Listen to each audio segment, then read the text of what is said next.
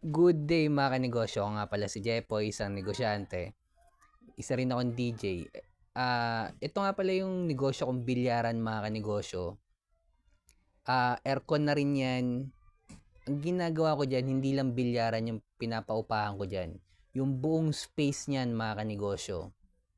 Nakapagbilyar na sila, pwede, meron pa silang friend time, pwede silang magkwentuhan. Na ibig ko sabihin, buong lugar, parang inupahan nila yung buong lugar na may kasamang bilyaran na aircon na, kasama may CR pa. Gusto nilang mag-chill, chill din sila. Wala nang ibang, pag inupahan nila yan, yung buong yan, wala nang makapaglaro dyan kahit sino. Kumbaga, ang bayad sa akin yan per hour. Kumbaga, yan yung sample ko ng rental business mga kanegosyo. Na pangatlo kong negosyo na nalugi din. Kangaroo pa yung gamit kong lamesa dyan mga kanegosyo.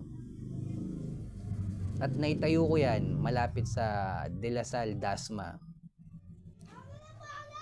May batas tayo na within 100 meter radius dapat bawal ka magnegosyo ng bilyaran malapit sa school. Lagpas na po sa 100 meter radius yung tindahan kong yan. At may permit din ako dyan. May rules din ako dyan na bawal bata, bawal minor de edad, bawal magsugal. 18 and above lang pwede makapasok dyan. Gusto ko lang mapakita sa inyo mga kanegosyo. Ingat tayong lahat. Peace.